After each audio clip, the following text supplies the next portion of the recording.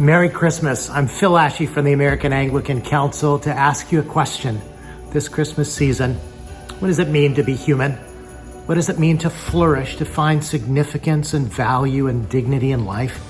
Those are the questions that are at the heart of this epic change in our worldview and the struggles we see all around us. People are struggling for an answer to that question that doesn't simply say that we're a bundle of nerves and cells contending for a limited quantity of goods in a world that has no ultimate meaning or purpose, no overarching story of truth and beauty that holds it all together. And what's the good news that we can share at Christmas? The good news is just this, that long ago, God himself created a masterpiece. Male and female, he created them in his own image, and he breathed life into them. And because of that creation, we are endowed with inalienable rights and inherent dignity that no government or other force can take away from us, not on the basis of what we produce or the utility we bring to other people's lives, but simply because we are created in the image and with the dignity of God himself. And what did we do?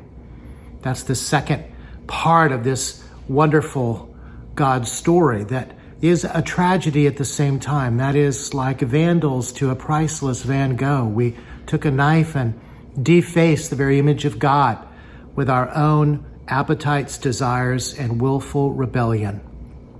How do you restore a defaced image, a knife-scarred portrait, a masterpiece?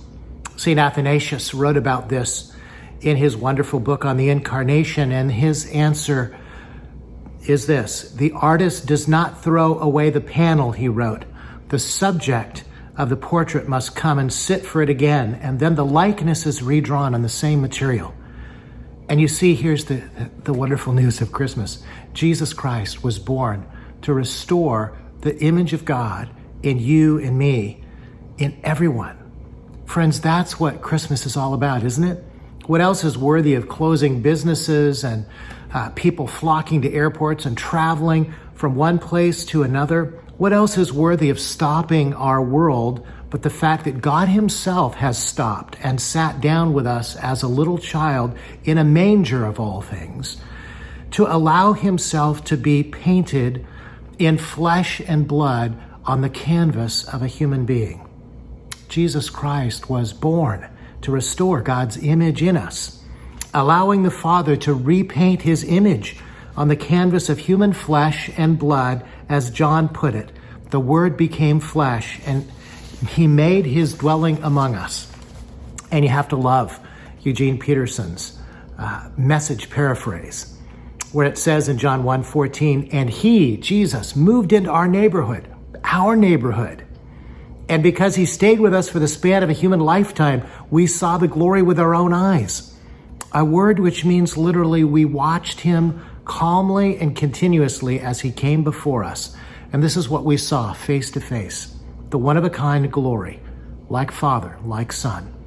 Not just flashes of glory coming out of him from time to time and all the miracles he did, but continually in his perfect life and character and in his absolute fulfillment of what God wanted created human beings to be.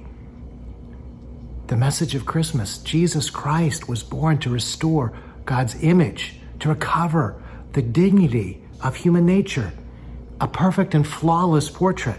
As the author of Hebrews declares, the Son is the radiance of God's glory and the exact representation of his being. No guesswork, no filling in the gaps. It's Jesus, the Son of God, God in the flesh.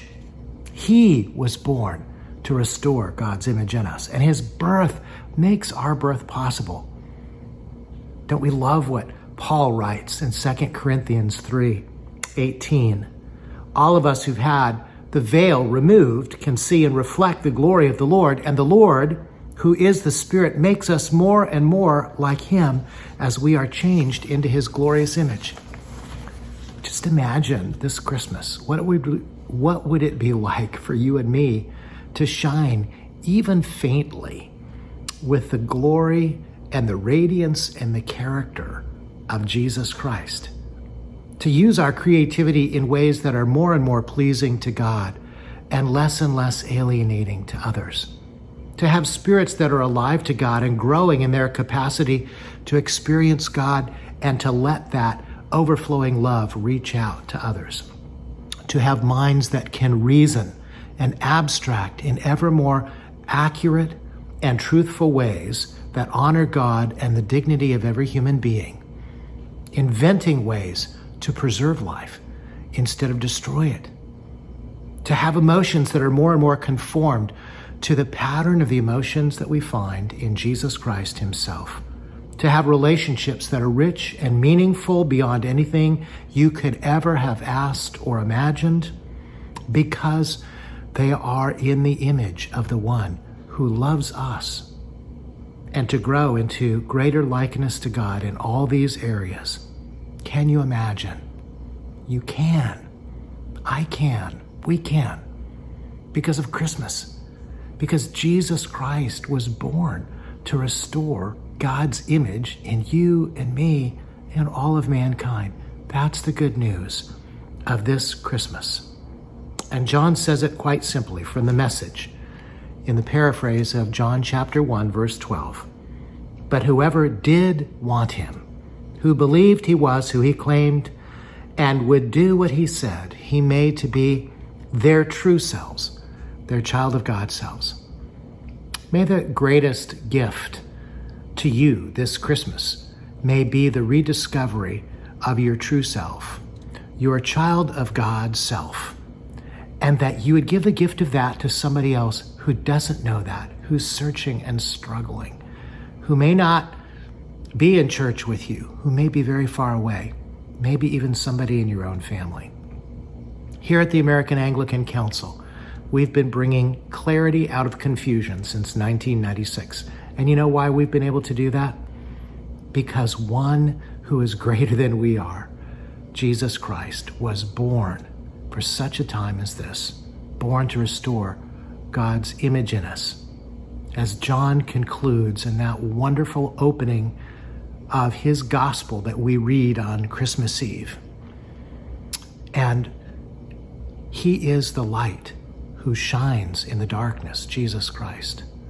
The light shines in the darkness, and the darkness, the confusion, cannot overcome it. May his light shine in your heart. May it radiate through your face as he restores his image in you, and you in him. And from all of us here at the American Anglican Council, we wish you a blessed and holy Christmas with you and your family, and a blessed New Year. God bless you.